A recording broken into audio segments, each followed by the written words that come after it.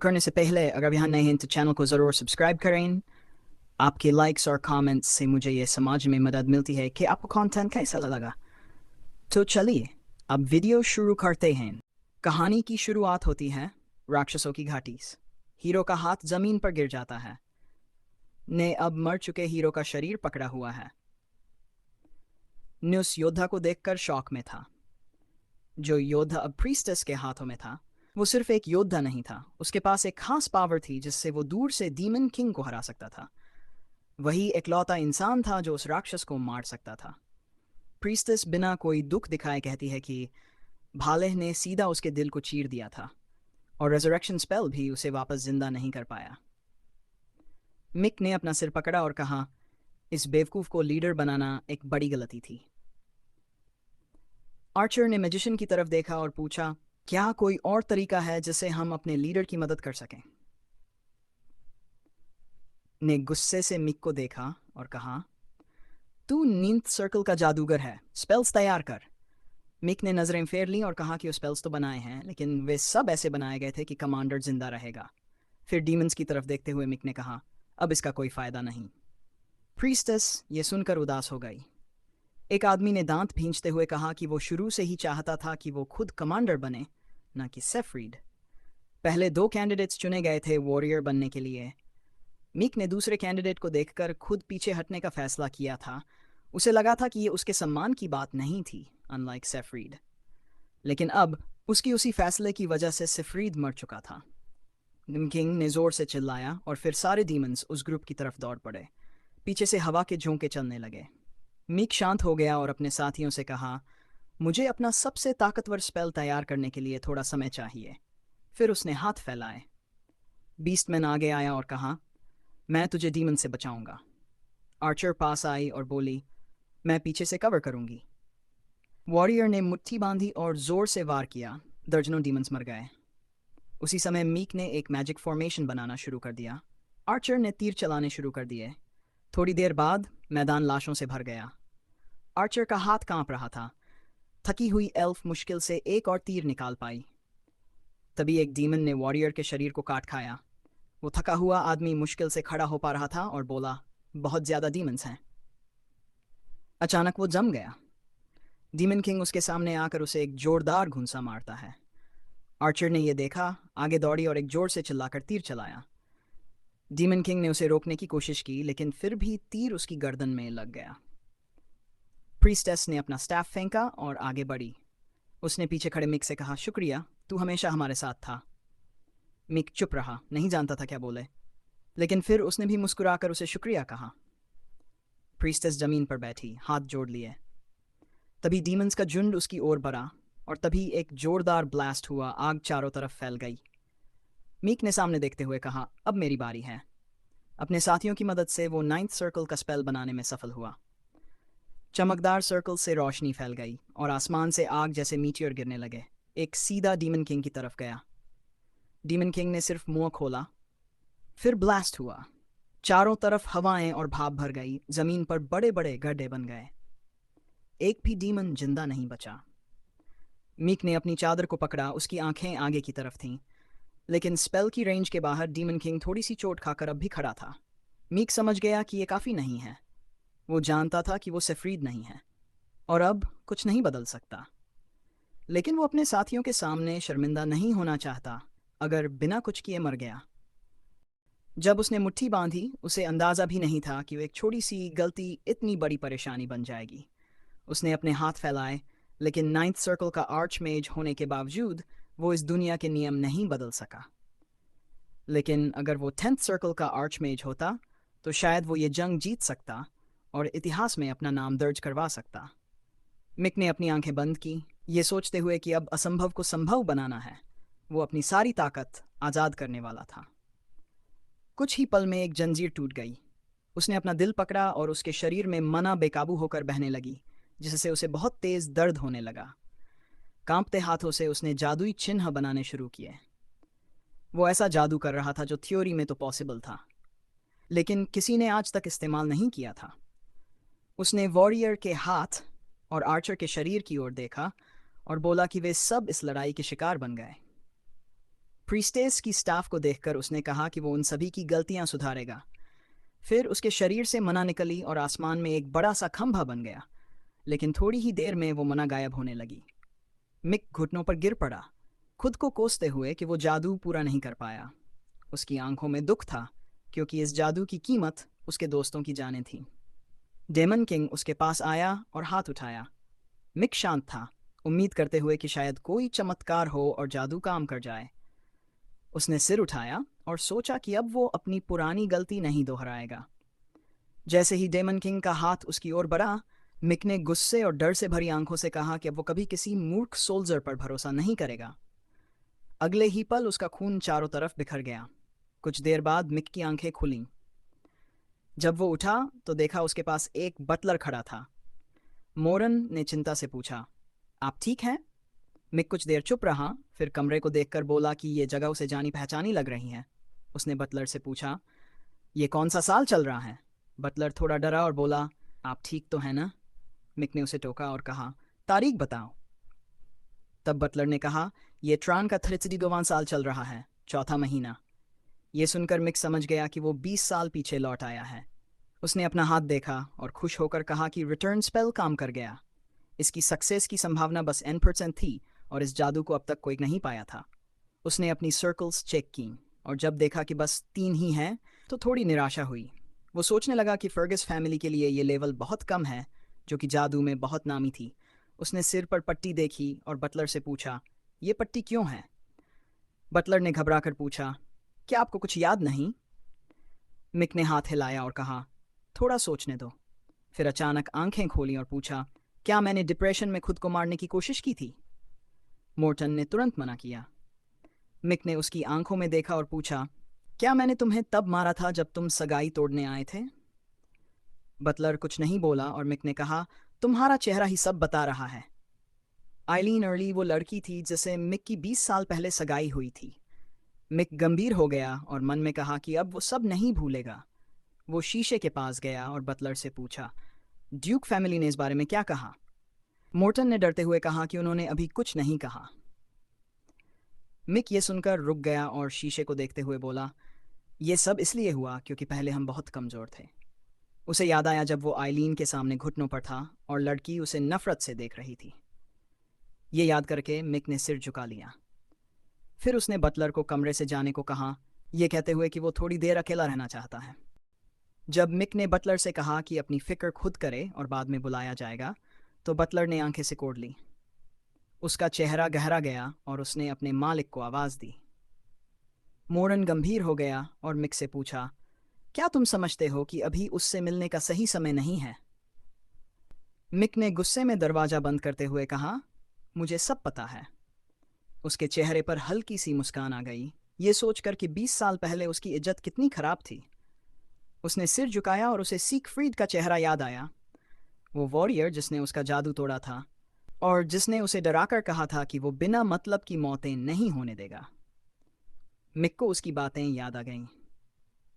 ये वही वॉरियर था जिसने अपने घमंड से मिक को गुमराह किया था।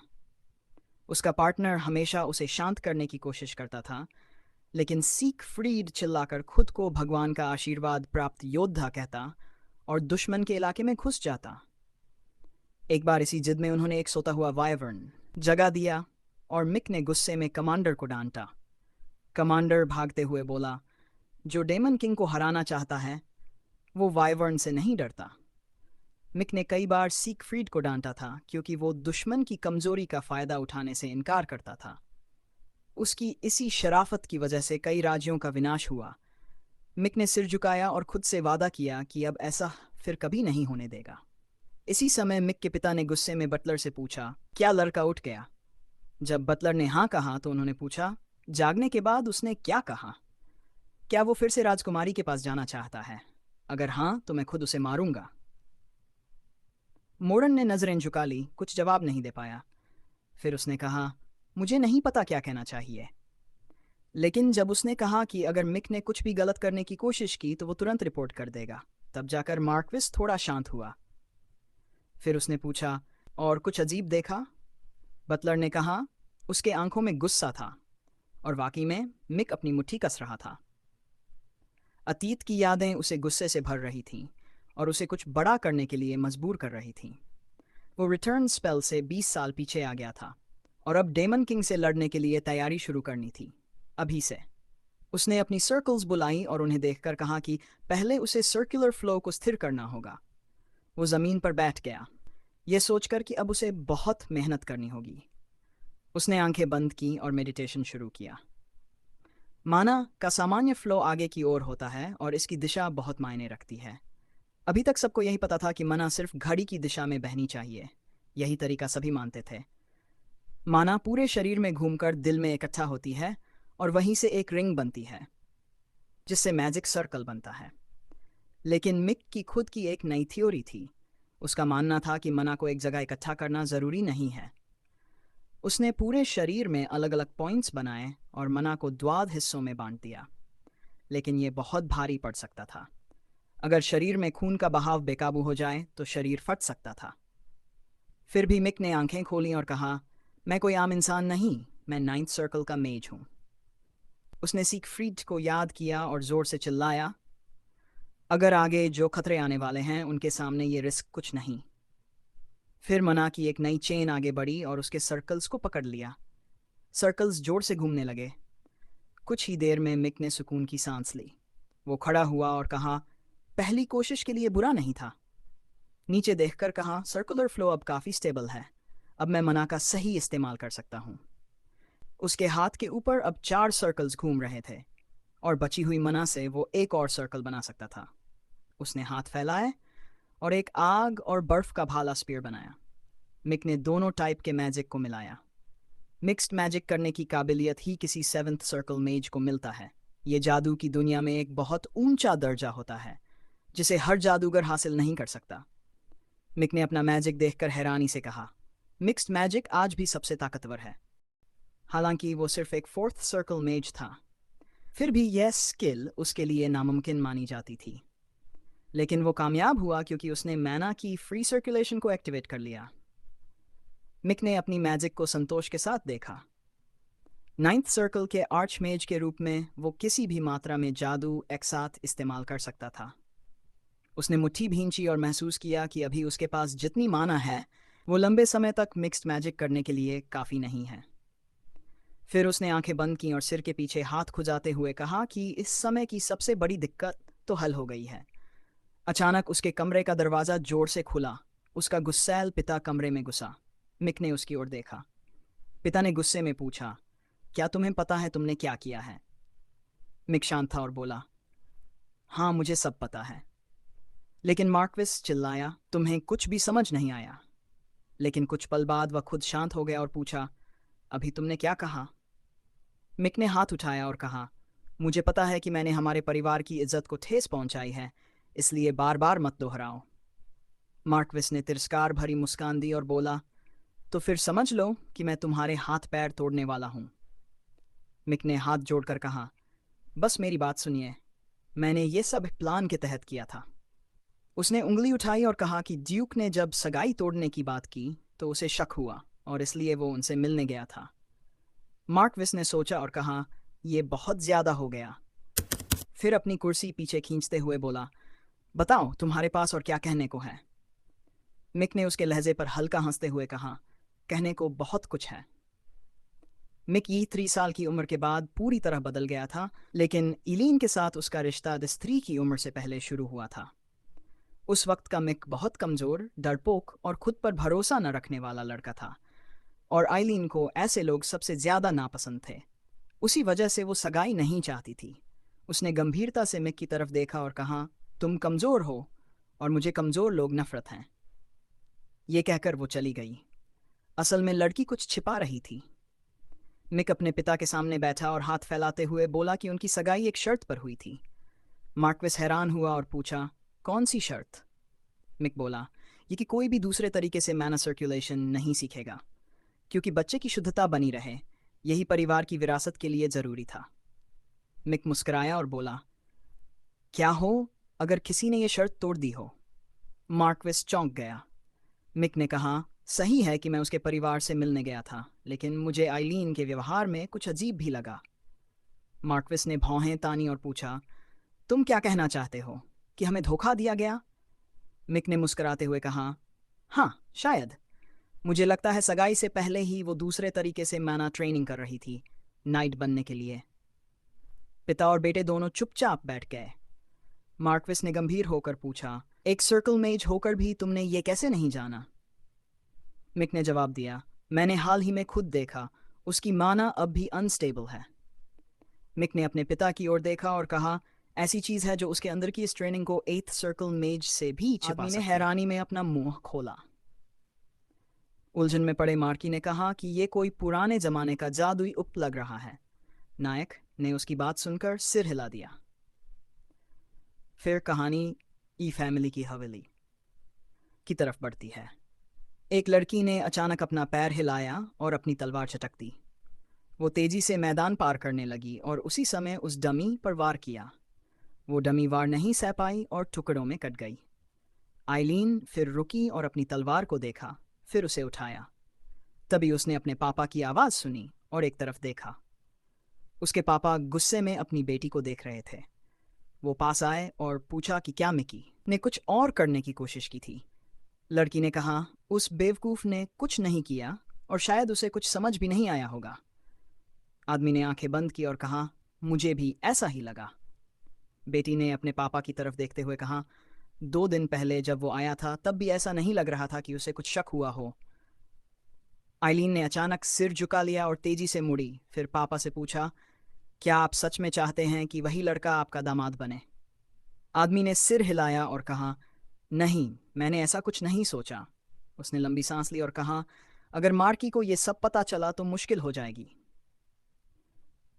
उसने आंखें खोली और मन ही मन सोचा कि शायद वेलर की फैमिली जादूगरों के लिए मशहूर है, लेकिन फिर भी शायद वो नहीं समझ पाएंगे कि आइलीन के पास एक जादुई उपकरण है। फिर पापा ने पूछा, क्या तुम अब उस जादू की शक्ति को छुपा सकती हो? लड़की ने जवाब दिया, मैंने अभी शुरू किया है, लेकिन मुझे भरोसा है कि मैं कर लूंगी। तलवार को देखते हुए पिता खुश हो गए। उन्हें लगा कि उनकी बेटी का टैलेंट इतना अच्छा है कि उसे एक फालतू शादी में नहीं डाला जा सकता। आइलीन ने फिर पूछा, क्या काउंट पावलोव ने कुछ दिन पहले रिश्ता भेजा था? पापा थोड़े परेशान हुए और बोले, लायन पाव आ सकता है आज डेलीगेशन के साथ। लायन पाव काउंट पावलोव का इकलौता बेटा था, जिसे अगली पीढ़ी का जीनियस तलवारबाज स्वॉर्ड मास्टर कहा जाता था। आइलीन हंसी और बोली, कोई बात नहीं, लायन मिकी से तो बेहतर है। तभी एक नौकर आया और बताया कि डेलीगेशन आ गया है। आदमी तुरंत मुड़ा। एक सैनिक घुटनों पर बैठा और बोला, सर, मिस्टर विलस आए हैं। ये वही नायक था जो हवेली की सीमा पर आ चुका था। मोर्न मोर्न ने अपना सिर पकड़ लिया और डरते हुए बोला, हम यहाँ बेकार में आ गए। आदमी घबरा गया और मिक से पूछा, क्या तुमने सही अंदाजा लगाया था? मिक मुस्कुराया और बटलर से बोला, चिंता मत करो। हवेली को देखते हुए वो नायक अपने अतीत को याद करने लगा। उसने अपने पापा को देखकर हंसते हुए कहा, उस दिन मैं ड्यूक के पास गया था अपने शक की पुष्टि करने, क्योंकि हम ऐसे ही कॉन्ट्रैक्ट नहीं तोड़ सकते थे। मार्की ने आंखें सिकोड़ते हुए सोचा, शायद उसे पता चल गया था कि हमने धोखा दिया है, इसलिए सगाई तोड़ने आया था, और जब वो हमारे पास आया तो उसे पीटा गया। नायक बिना मुस्कान रोके बोला, जब हम सगाई तोड़ देंगे तो हमारे पास 1000 बहाने होंगे अपने फैसले को सही ठहराने के लिए, बस हमें थोड़ा वक्त चाहिए। मार्की ने आंखें बंद की और गुस्से में बोला, अगर तुम झूठ बोल रहे हो तो हमारा नाम मिट्टी में मिल जाएगा, लेकिन अगर मैं तुम पर भरोसा कर लूं और ड्यूक के खिलाफ जाऊं तो कहानी ही बदल जाएगी। नायक गंभीर हो गया अपने पिता की बात सुनकर। पिता ने गुस्से में बेटे को देखा और पूछा, क्या तुम इन सब का अंजाम झेलने के लिए तैयार हो? घबरा गया क्योंकि उसके पापा का दबाव बहुत डरावना था, लेकिन ये तो उम्मीद की जा सकती थी। आखिर वो एम्पायर के हेड और सबसे बड़ी जादूगर फैमिली के मुखिया थे। हल्की सी मुस्कान के साथ हमारा हीरो बोला कि उसे सब समझ आ गया है, और उसने भरोसा जताया कि वो खुद सब कुछ साबित करने को तैयार है। मार्क थोड़ा शांत हुआ, फिर उसने आंखें बंद की और अंदर से खुद को मजबूत किया। उसके पापा बोले कि वो उस पर भरोसा करेंगे, लेकिन फिर गुस्से में बोले कि अगर वो झूठ बोल रहा है तो उसका उत्तराधिकारी बनने का हक छिन जाएगा और उसे वेलर्स के किले से निकलना पड़ेगा। हमारे हीरो ने सिर झुका लिया। जब उसके पापा ने पूछा कि क्या वो अब भी अपने शब्दों पर भरोसा करता है तो उसने मुस्कुराकर कहा, हाँ बिल्कुल। मार्की ने बिना कोई भाव दिखाए बात मान ली। अब हमारा हीरो इन फैमिली की हवेली के सामने खड़ा था। मॉर्टन डर से चिल्लाया और बोला कि उसे बहुत बुरा एहसास हो रहा है। अगर इस बार गलती हुई तो वापसी का कोई रास्ता नहीं होगा। मगर हमारे हीरो ने उसकी बात अनसुनी कर दी। बटलर ने थोड़े शांत होकर कहा कि जो कुछ हुआ उसके बाद ड्यूक के घर ऐसे जाना ठीक नहीं है। मगर हमारे हीरो ने उसे बीच में ही रोकते हुए कहा, मुझे आगे बढ़ना है। बटलर उसकी बात सुनकर रुक गया। हमारा हीरो मुस्कराया और बोला, मेरे पास प्लान है और मैं उसी पर चल रहा हूँ। एक नाइट ने घुटनों के बल बैठकर लॉर्ड को बताया कि वेलेर्स फैमिली से एक मेहमान आया है। ये सुनकर आयलीन के पापा हैरान हो गए और बोले, फिर से? फिर उन्होंने सिर झुकाकर कहा, एक और सिरदर्द। सिर उठाकर उन्होंने नाइट से कहा, बोल दो आज मीटिंग है, हम नहीं मिल सकते। नाइट ने सिर हिलाया, जैसा आप कहें। कुछ मिनट बाद ये बात हमारे हीरो को बता दी गई। उसने निराशा से नीचे देखा और नाइट ने माफ़ी मांगते हुए कहा, शायद अगली बार मुलाकात हो पाए। हमारा हीरो पलटा और बोला, मुझे पता था ऐसा ही होगा। नाइट ने चैन की सांस ली और सोचा हुआ बिना ड्रामा के चला गया। बटलर भागकर हमारे हीरो के पास आया और हैरान होकर बोला, क्या तुम सच में इतनी आसानी से चले जाओगे? तुमने तो कहा था कि तुम्हारे पास एक प्लान है। हमारा हीरो रुका और बुड्ढे से कहा, मेरे साथ चलो। कुछ देर बाद उसने जमीन पर हाथ रखा, बैठ गया और एक पेड़ के नीचे पीठ टिका ली। नाइट पास आया और बोला, यहाँ क्या कर रहे हो? हमारा हीरो बोला, दिख नहीं रहा, मैं आराम कर रहा हूँ। फिर बोला, क्या तुम्हें पता नहीं हमारी ज़मीन कितनी दूर है? वहाँ पहुँचने में 1-2 दिन लगेंगे, थोड़ा तो आराम करो। नाइट गुस्से से भर गया। उसके मन में आया, सेमी पेवलोव के लोग आ रहे हैं और ये लड़का सिर्फ परेशानी बनेगा। फिर बोला, मैं तुम्हें बाहर तक छोड़ देता हूँ। हमारे हीरो ने एक आंख खोली और नाइट को देखा। नाइट ने उसका हाथ पकड़ा, यहाँ से जाओ। मगर हमारे हीरो को यह बर्ताव पसंद नहीं आया। उसने गुस्से में कहा, भले ही सगाई टूट गई हो, मत भूलो कि तुम मेरे नौकर थे। मैं वाल फर्गस फैमिली का असली वारिस हूँ। तभी उसके चारों ओर जबरदस्त जादू फैल गया। उसकी आंखें पागल जैसी लग रही थीं। वो चिल्लाया, मेरा हाथ छोड़ो। उसकी ताकत देखकर नाइट डर गया और उसका हाथ छोड़ दिया। हमारा हीरो ने हाथ छटका और गुस्से से पूछा, क्या तुम खुद को बहुत खास समझते हो जो मुझे छूने की हिम्मत की? नाइट कांपते हुए नीचे गिर गया। कुछ दिन पहले ये लड़का मरते मरते बचा था, अब इसमें इतनी ताकत कहाँ से आ गई? हमारे हीरो ने उस पर झुकते हुए कहा, अगर मुझे भगाना है तो बताओ कैसे सबसे जल्दी जाऊं। कुछ मिनट बाद ड्यूक की आवाज़ आई, क्या मैंने सच में आयलीन को बुलाने को कहा? उसने नाइट से पूछा, क्या तुम मिकी पॉल की बात कर रहे हो? नाइट ने शर्म से सिर झुका दिया, हाँ, और मुझे अफसोस है। ड्यूक ने ठुड्डी पर हाथ रखते हुए कहा, मुझे पहले से अंदाज़ा था। मैकेन ने सिर झुकाकर कहा, अगर आप कहें तो मैं ताकत से इसे निकाल दूं। ड्यूक ने धीरे से जवाब दिया, इससे कोई हल नहीं निकलेगा। अचानक एक लड़की की आवाज़ आई। आयलीन ने कहा कि वो बाहर जाएगी। उसके पापा ने पूछा, क्या तुम पक्की हो? आयलीन ने अपनी तलवार मयान में डाली और शांत होकर जवाब दिया, हाँ, और फिर बोली, वो सिर्फ मेरी वजह से आया है तो मुझे ही बाहर जाकर उसे फिर से वापस भेजना होगा, जैसे पिछली बार किया था। ये कहते हुए वो मैकेन के पास आई और पूछा, क्या ये सच है कि मिकी दरवाजे पर इंतज़ार कर रहा है? सच है, नाइट ने पक्का जवाब दिया। वो धीरे धीरे बाहर की तरफ बढ़ने लगी और बोली, क्या तुम मुझे बाहर तक छोड़ने आए हो डचेस? नाइट ने धीरे से कहा, हाँ, और लड़की की ओर देखा। आयलीन पलटी और थोड़े गुस्से में पूछा, कोई दिक्कत है क्या? लड़के ने सिर झुका लिया और चुप हो गया। थोड़ी देर चुप रहने के बाद उसने हेलमेट पहना और बोला, नहीं। इस बीच बटलर ने पूछा, मिकी इतनी जल्दी में क्यों है? अभी तो लेडी आयलीन वाला स्कैंडल हुए 2 दिन ही हुए हैं। हमारा हीरो ने सिर हाथ पर टिकाया और शांत होकर बूढ़े आदमी से कहा, मुझ पर भरोसा रखो। मॉर्टिन ने उत्सुक होकर हमारे हीरो की तरफ देखा लेकिन कुछ नहीं बोला। हमारा हीरो नीचे देखने लगा और सोचने लगा कि आज उसे क्या करना है। वे दोनों एक छोटे पेड़ के नीचे बैठे थे और मीटिंग का इंतज़ार कर रहे थे क्योंकि आज काउंट पेवलोव आने वाला था।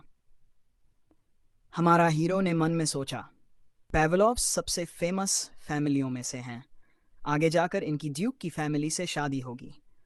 और लायन पेवलोव हमेशा सुर्खियों में रहता है। तलवार का उस्ताद, एक जीनियस। मिकी ने अपने घुटनों पर हाथ रखे और सोचा, लायन उन लोगों में से है जिसे मैं रिग्रेशन से पहले मिला था। अब मुझे उससे जल्दी मिलना है। ये सोचते हुए उसने सिर नीचे कर लिया। उसे यकीन नहीं था कि वो सारी फैमिलियां जिनसे वो कभी मिला था एक जगह इकट्ठा हो जाएंगी। लेकिन उसकी आंखों में ना डर था, ना शक, बस एक सोच थी, हमें जल्दी करनी चाहिए। तभी बटलर ने चुप्पी तोड़ी और मास्टर की तरफ देखा। हमारा हीरो ने हाथ हिलाया और कहा, सब ठीक है। मुझे ऐसा नहीं लगता, बूढ़ी औरत या आदमी ने जल्दी से कहा, फिर चुप हो गया। फिर उसने एक सवाल पूछा, क्या आपने बिना मार्की की जानकारी के अपनी मना जादू की शक्ति को किसी और तरीके से ट्रेन किया है? ये सुनकर हमारा हीरो ने नजरें नीचे की। थोड़ी देर बाद उसने बूढ़े की ओर देखा और पूछा, तुम ऐसा क्यों पूछ रहे हो? मॉर्टिन ने याद दिलाया, जब आप गुस्से में थे तब आपने अपनी ताकत का एक झलक दिखाया था। वो ताकत किसी थर्ड सर्कल मैच से भी ऊपर थी। बूढ़े के चेहरे पर थोड़ी हैरानी थी। वो बोला, मैं जादूगर नहीं हूँ, लेकिन मैं आपके पापा मार्की की सेवा करता हूँ। मैं चीज़ें समझता हूँ, देखना जानता हूँ और सिद्धांत में भी अच्छा हूँ, इसलिए तुलना कर सकता हूँ। इतना कहकर वो चुप हो गया। हमारा हीरो ने उसकी तरफ देखा और पूछा, क्या तुम सच में ये जानना चाहते हो कि क्या मैंने नियम तोड़कर अपनी लेवल बढ़ाई है? मॉर्टिन ने थोड़ा सिर हिलाया और कहा, बिल्कुल। मिकी ने नजरें फेर ली और धीरे से कहा, समझ गया।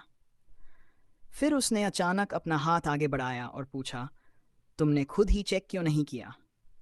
बूढ़े आदमी ने उसका हाथ पकड़ते हुए कहा, अगर आप इजाजत दें तो ही कर सकता हूं। फिर उसने अपनी आंखें बंद की और दोनों हाथों से हमारे हीरो का हाथ पकड़ लिया। चारों ओर सिर्फ पत्तों की सरसराहट थी। अचानक बूढ़े ने गहरी सांस ली, सिर उठाया और बोला, ये तो 4 सर्कल्स हैं।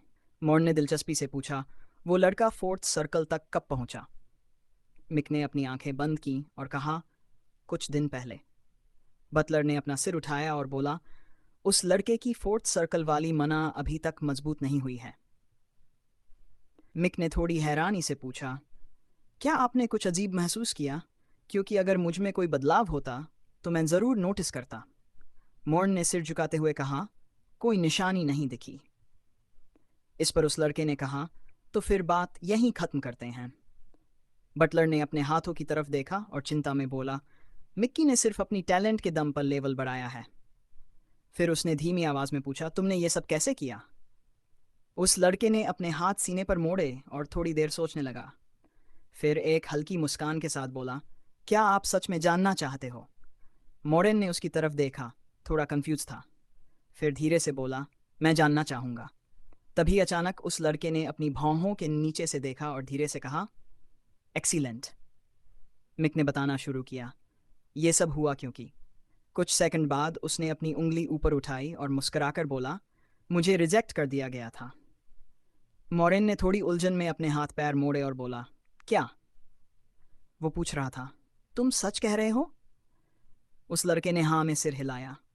फिर अचानक जैसे उसे कोई समझ आया, बटलर मना से घिर गया और पूछा, क्या अगर तुम्हें 5 बार और रिजेक्ट किया जाए तो तुम 9th सर्कल तक पहुंच जाओगे? मिक्की के चेहरे पर पसीने की एक बूंद आई। फिर वो थोड़ी घबराहट में हंस दिया। मॉर्न ने अपना हाथ माथे पर रखा और समझ गया कि ये लड़का 4th सर्कल तक पहुंच चुका है और अब फिर से रिजेक्ट होने आया है, जो उसके लिए थोड़ा चिंता की बात थी। उस लड़के ने तुरंत बटलर की ओर देखा और पूछा, अगर रॉयल फैमिली खत्म हो गई तो क्या होगा? मॉर्टन का चेहरा बदल गया और उसने कहा, यह तो बहुत बड़ी समस्या होगी, पूरे एम्पायर के लिए। उसने पूछा, तुम ऐसा क्यों पूछ रहे हो?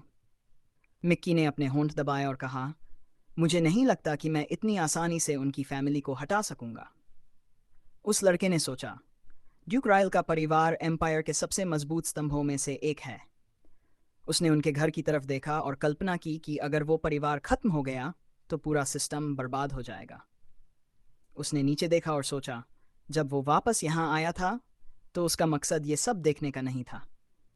फिर उसने अपनी खोई हुई नज़र आसमान की ओर उठाई और सोचा, मैं अब तक बहुत आगे आ चुका हूँ। तभी उसके बगल से एक लड़की की आवाज़ आई। उसने सोचा कि अब सब कुछ बदलना होगा, सबसे पहले इंसान से शुरुआत करनी होगी। मिक ने बगल में देखा और वहां आइलीन खड़ी थी। लड़की ने थोड़ा नाराज होकर पूछा, अब क्या चाहिए तुम्हें? हमने तो पिछली बार सब कुछ तय कर लिया था, है ना? उस लड़के ने जवाब दिया, हाँ, तुमने तो सब कुछ कह दिया था। फिर वो थोड़ा उसकी तरफ झुककर हल्के मजाकिया अंदाज में बोला, लेकिन मैंने क्या कहा? आइलीन ने थोड़ा गुस्से में कहा, मुझे हंसाओ मत। उसने कहा, यह सगाई दोनों फैमिली के म्यूचुअल एग्रीमेंट से खत्म हुई थी। तुम्हारी दखल अंदाजी से कुछ नहीं होगा। लड़की ने अपने बालों को ठीक किया और फिर अचानक कहा, इस फालतू बहस को अब खत्म करो, लड़के को घर जाने दो। माइक ने थोड़ी गंभीर आवाज में पूछा, इतनी जल्दी में कहाँ जा रही हो? मैंने तो अभी अपनी बात पूरी भी नहीं की। थोड़ी देर रुककर उसने पूछा, क्या तुम किसी स्पेशल गेस्ट का इंतजार कर रही हो? आइलीन ने बस अपने कंधे उचकाए, कुछ नहीं कहा, बस नीचे देखकर चुपचाप खड़ी रही। हमारा हीरो ने तुरंत शातिर मुस्कान के साथ हंसी, क्योंकि उसे सब कुछ पता था। वह सोच रहा था कि लायन ऐसा इंसान है जो राजनीति और पारिवारिक मामलों की परवाह किए बिना अपनी तलवारबाजी को निखारता है।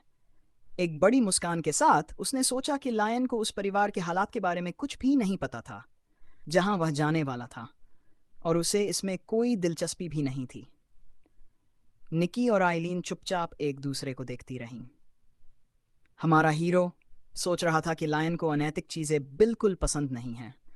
उसने सोचा कि जब लायन को पता चलेगा कि जिस लड़की से वह सगाई करना चाहता था उसने निकी की रजामंदी के बिना रिश्ता तोड़ दिया, तो वह लड़का जो न्यायप्रिय है ये बर्दाश्त नहीं करेगा। इसके अलावा हमारा हीरो ने मुस्कुराते हुए कहा कि शायद लड़की सही थी, क्योंकि फॉर्मली एसएसआर पर सहमति हुई थी, लेकिन मेहमान के नजरिए से यह एक भरोसे का मुद्दा बन सकता है। उसने लड़की से पूछा कि क्या उसे लगता है कि यह शादी के लिए कोई समस्या नहीं बनेगी। वह अपने मन में सोच रहा था कि यह पूरी स्थिति और इसका अंजाम बहुत संदिग्ध लग रहा है। उसने सोचा कि शायद लड़की का परिवार जानता है कि उनके लिए अच्छा कुछ नहीं होने वाला, इसलिए वे उससे मिलने और बात करने से बच रहे हैं। उसे लग रहा था कि वो बस इस स्थिति का फायदा उठा रहा है। निकल ने व्यंग्य भरी मुस्कान के साथ लड़की से कुछ जवाब देने को कहा। आइलीन ने तुरंत जोर से कहा कि सगाई में कोई समस्या नहीं होगी। हमारा हीरो उसके पास आया और पूछा, क्या तुम पक्के हो? अगर हाँ, तो उसने उसके कान के पास जाकर धीरे से पूछा, क्या मैं इसे तुम्हारे परिवार की आधिकारिक बात मान लूं? मैकेन ने तुरंत उसे धक्का देकर दूर किया और जोर से चिल्लाया कि वो दूर रहे। हमारा हीरो ने जोर से अपना सिर पेट से मारा। मैकेन उसके पास आया और उसका कंधा पकड़ लिया। वह गुस्से से चिल्लाया, चाहे निकी वलर्स का वारिस हो या कोई और, ऐसा व्यवहार बर्दाश्त नहीं किया जाएगा। हमारा हीरो ने पास खड़ी आइलीन की तरफ देखा और कहा, क्या रायल के नाइट्स ऐसे ही होते हैं? उसने जोड़ा कि मैकेन बार बार सीमा पार करता है और वो काम करता है जो नाइट्स को नहीं करने चाहिए। वह मुस्कुराया और कहा कि उसे यह तो नहीं पता कि नाइट्स क्या कर सकते हैं और क्या नहीं। आइलीन ने ठंडे स्वर में कहा कि मैकेन को रुकना चाहिए। नाइट गुस्से में पलटा। लड़की तुरंत चिल्लाई और गुस्से से बोली कि उसे बात दोहराने पर मजबूर न करे। उसने धमकाते हुए कहा कि उसका कॉमनवेल्थ परिवार की इज्जत को शर्मिंदा करना नहीं है। मैकेन निराश होकर नीचे देखने लगा। निकी मुस्कुराने लगा, उसे ये सब देखना मजेदार लग रहा था। उसने अपने हाथ फैलाए और कहा कि इससे कोई फर्क नहीं पड़ता कि वह क्या सोच रही है। मुस्कुराते हुए उसने कहा कि चलो कहीं और बात करते हैं। क्या वो घर के सामने लॉन में ही बात करेंगे? वह कुछ कहने वाली थी लेकिन फिर चुप हो गई। ठीक है, उसने जवाब दिया और मुड़ते हुए कहा कि चलो अंदर चलते हैं। मैकेन उसके पास आया और उसे उसकी अपॉइंटमेंट की याद दिलाई। लड़की ने लापरवाही से कहा कि वह बाद में सोच लेगी।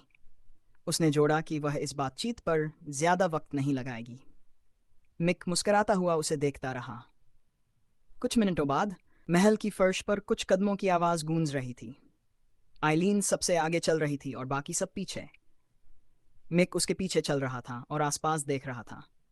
धूप खिड़कियों से अंदर आ रही थी और ऊपर एक बड़ा झूमर लटका हुआ था। ये सब देखकर हमारा हीरो हल्की सी मुस्कान के साथ बोला, यहाँ तो सब कुछ वैसा ही है। अचानक पीछे से बटलर ने कहा कि वह यहाँ ज्यादा बार नहीं आता। मिक ने चिढ़कर पीछे देखा और बोला, ये बूढ़ा हर जगह अपनी राय क्यों दे रहा है? मोर्टन ने जवाब दिया, सर आप तो खुद बूढ़ों की तरह बड़बड़ा रहे हैं। ये सुनकर हमारा हीरो गुस्से में चिल्लाया, ऐसा कुछ नहीं है। लेकिन फिर खुद को शांत करते हुए गहरी सांस ली और बोला, शायद थोड़ा बहुत है। फिर बटलर चुपचाप उसके पास आया और पूछा, अब क्या करेंगे? हम यहाँ अकेले आए हैं, मार्कविस के साथ नहीं। मिक ने यह सुना, ऊपर देखा और उसके चेहरे पर मुस्कान आ गई। हमारा हीरो ने पूछा, बुजुर्ग आदमी का मतलब क्या था? वह बटलर की ओर मुड़ा और कहा, मेरे पास है। यह सुनकर मोर्न थोड़ा हैरान हुआ। अचानक उसने उदासी से सिर झुका लिया और कहा, मुझे नहीं लगा था कि यह तुम हो। लेकिन मिकी ने उसे बीच में ही रोकते हुए कंधे पर हाथ रखा। फिर उसने हाथ फैलाया और बिना किसी डर के आत्मविश्वास से कहा, मैं दूसरों से कहीं ज्यादा भरोसेमंद हूं। जब वह ये कह रहा था, आइलीन ने दरवाजे पर हाथ रखा और कहा, हम पहुंच गए हैं। उसने हमारे हीरो की ओर देखा और कहा, यह लिविंग रूम है। मिकी ने लड़की की ओर देखा और कहा, मुझे पता है कि तुम्हारे पास ज्यादा समय नहीं है, तो चलो बात शुरू करते हैं। फिर उसने नजरें फेर लीं और कहा, मैं पहले तुमसे अकेले में बात करना चाहता हूं। यह सुनकर आइलीन ने मैकेन की ओर देखा और उसे बाहर इंतजार करने का आदेश दिया। हमारे हीरो ने भी बटलर को इशारा किया और कहा कि वह यहीं रहे। इसके बाद लिविंग रूम के दरवाजे जोर से बंद हो गए। आइलीन कुर्सी पर बैठ गई और पैर क्रॉस करके सिर झुका लिया। उसने हमारे हीरो से पूछा, तुम मुझसे क्या कहना चाहते हो? मिकी ने मेज पर हाथ रखा और लड़की की ओर ध्यान से देखते हुए सख्ती से कहा, तुमने डचेस से झूठ बोला है। यह सुनकर लड़की नाराज हुई।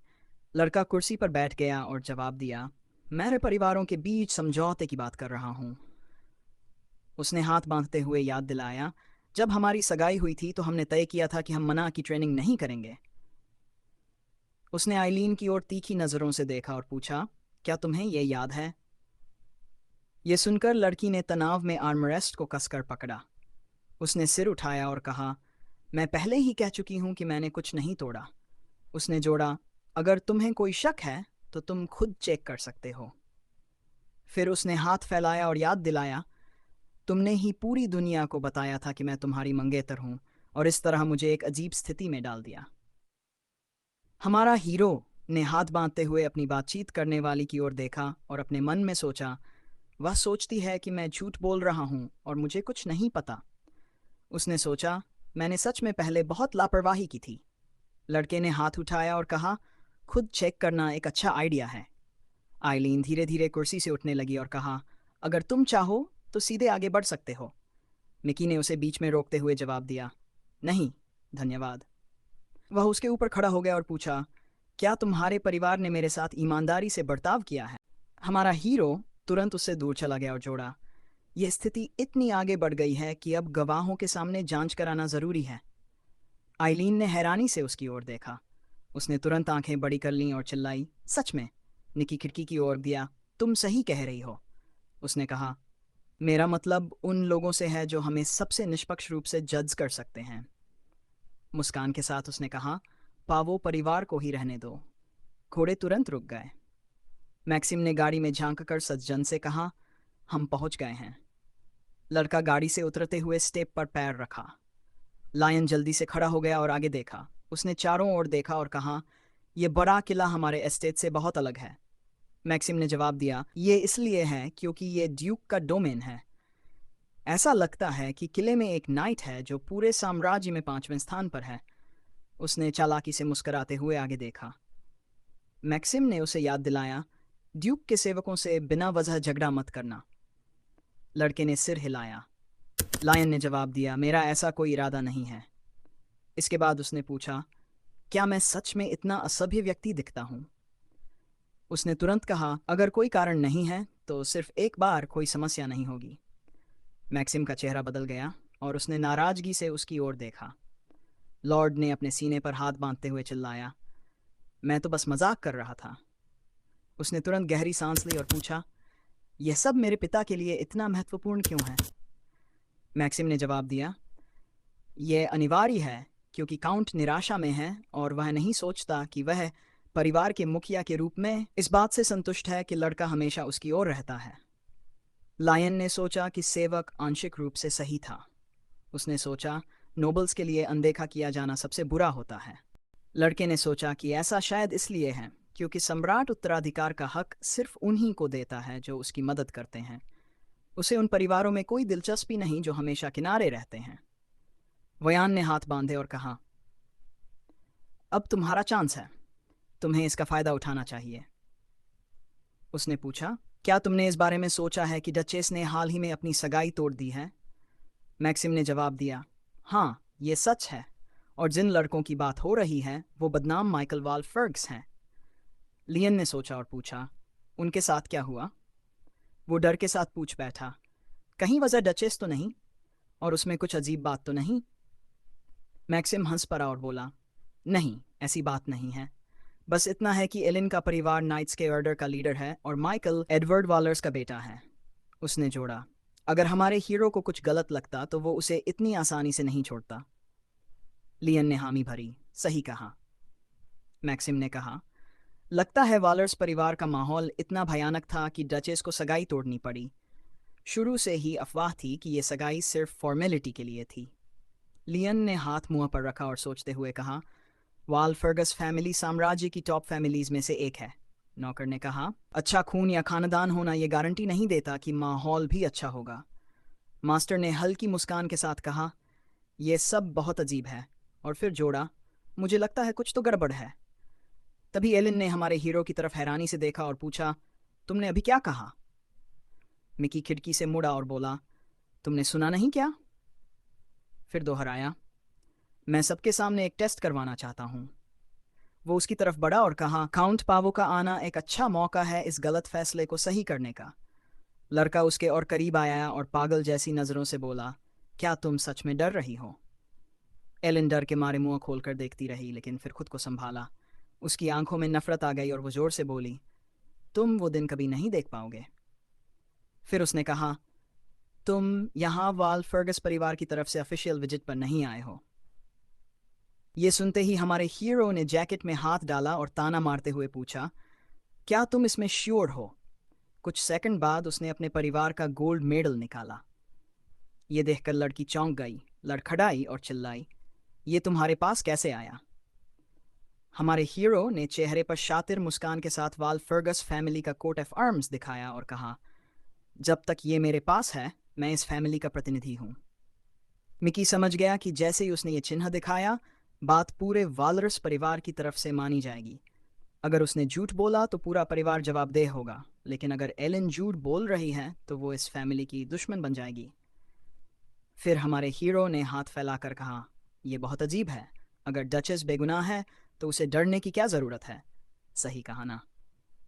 एलिन ने सिर उठाया और डरते हुए चिल्लाई, क्या तुम्हें पता है तुम किस बात का इल्जाम लगा रहे हो? उसने कहा, अगर ये गलती हुई तो तुम्हारा परिवार उसका अंजाम नहीं झेल पाएगा। ये सुनकर हमारे हीरो ने हाथ उठाया और शांत आवाज में कहा, बस यही तो चेक करेंगे। उसने हल्का झुककर ठंडे अंदाज में पूछा, अब तुम क्या जवाब दोगी? एलिन ने सिर झुका लिया और कुछ कह ही नहीं पाई। तभी ड्यूक की तेज आवाज आई, बस करो। सभी लड़के घूमे और देखा, एलिन के पापा वहां खड़े थे। पापा? एलिन हैरान होकर बोली। हमारा हीरो उस आदमी को देखता रहा और पूछा, आप कब से सुन रहे थे? ड्यूक ने अपनी बेटी की तरफ देखा और सख्ती से कहा, अब तुम उससे एक शब्द भी नहीं कहोगी। मिक मुस्कराया और बोला, अब तो सही से बात हो सकती है ड्यूक रेले। हमारा मन में सोचने लगा, यह है साम्राज्य का 5वां नाइट और आने वाले समय के टॉप डॉफ तलवारबाजों में से एक। ये भी उन लोगों में से है जो डेमन किंग की वजह से बर्बाद हो गया। माइक ने उसे घूरा और मन ही मन सोचा कि इस आदमी में वो काबिलियत है जो भविष्य में आने वाली मुसीबतों को रोक सकती है। रायल उस आदमी के पास गया और कहा कि उसे मिकी जैसा नहीं लग रहा, जिस पर उस आदमी ने शांत भाव से कहा कि उसे भी ऐसा ही लगता है। यह सुनकर ड्यूक ने अपनी नजरें नीचे कर ली और सोचते हुए अपनी ठुड्डी पर हाथ रखकर धीरे से कहा कि वो अब भी मिकी जैसा ही दिखता है, और बाहर से तो बिल्कुल नहीं बदला।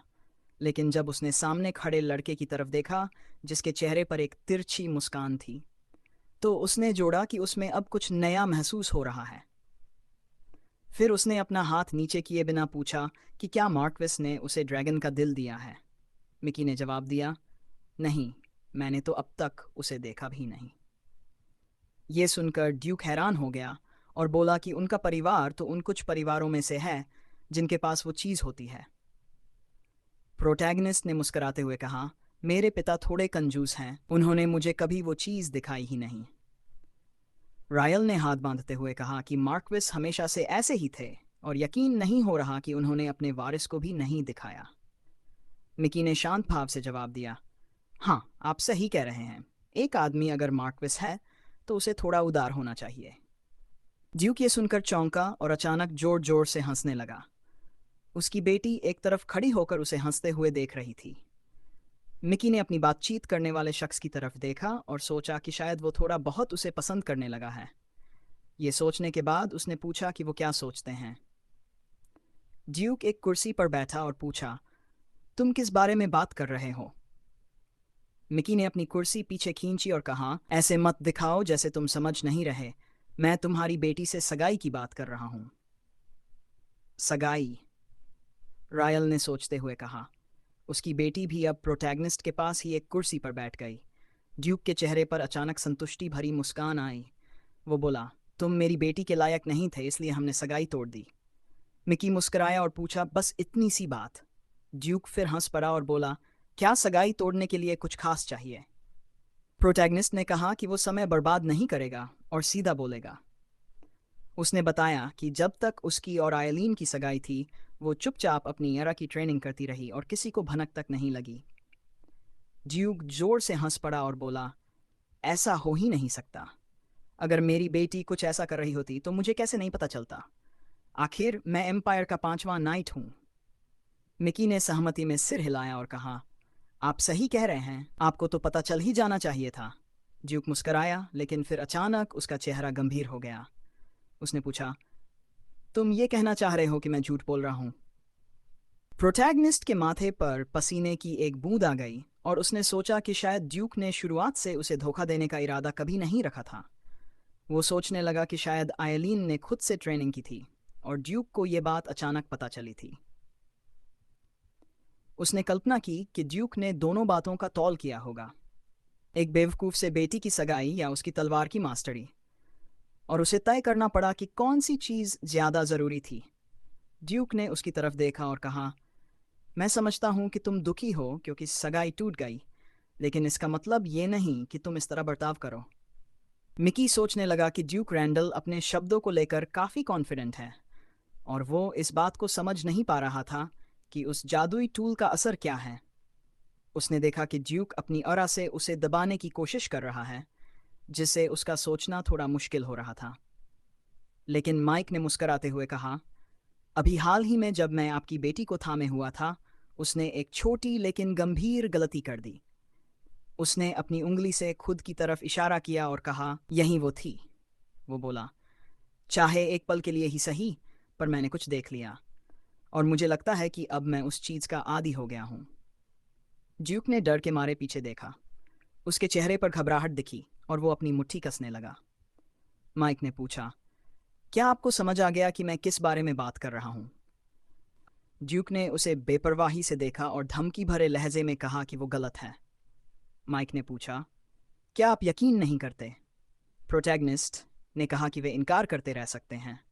वो धीरे धीरे कुर्सी से उठने लगा और बोला, ये सब अब खत्म हो सकता है। वो धीरे धीरे आगे बढ़ने लगा, बिना मुड़े कहा, लायन अब महल की तरफ जा चुकी है। मिकी मुस्कुराया और पीछे मुड़ते हुए बोला, उम्मीद है लौटते वक्त उससे मुलाकात होगी। ड्यूक का चेहरा ये सुनकर एकदम बदल गया। उसने चिल्लाकर कहा, रुको। प्रोटैगनिस्ट रुका और हल्के से मुस्कुराते हुए पूछा, तो आप मानने को तैयार हैं कि मैं सही था? ड्यूक ने गहरी सांस ली और कहा, हमें कुछ बातें साफ करनी होंगी। प्रोटैगनिस्ट मुस्कुराया और बोला, मैं ध्यान से सुन रहा हूं। ड्यूक ने होंठ भींचे और चुप हो गया। फिर थोड़ा कंफ्यूज होकर पूछा, क्या हम कोई समझौता कर सकते हैं? माइक का चेहरा थोड़ा बदला और वो सोच में पड़ गया। सही कहा। उसने ड्यूक को देखा और याद किया कि वो अक्सर ऐसी बेवकूफ़ी भरी बातें करता है। कुछ देर बाद प्रोटैगनिस्ट ने तंज कसते हुए कहा, चलो अच्छा है कि हम कॉमन लैंग्वेज पर पहुंच गए। अब मैं चलता हूँ। दरवाज़ा खोलते हुए वो बोला, फिर मिलेंगे। इतना कहकर वो चला गया। ड्यूक रिंडल खिड़की से बाहर देखता रहा और उसकी बेटी आइलीन, जिसका सिर झुका हुआ था, लिविंग रूम में खड़ी रही। लड़की ने अपने हाथों को मुट्ठियों में भींच लिया और समझ गई कि वो लड़का सब कुछ समझ चुका है। उसने ज़मीन की तरफ देखा और सोचा, मिकी बार बार इशारा कर रहा था कि उसे सब कुछ पता है। लेकिन उसे लगा था कि ये बस एक ब्लफ धोखा है। अचानक उसने अपना सिर पकड़ लिया और मन ही मन चिल्लाई, अब जब उसे सच्चाई पता चल गई है तो वो हर हाल में हमें हमारी धोखेबाजी की सजा दिलाकर रहेगा।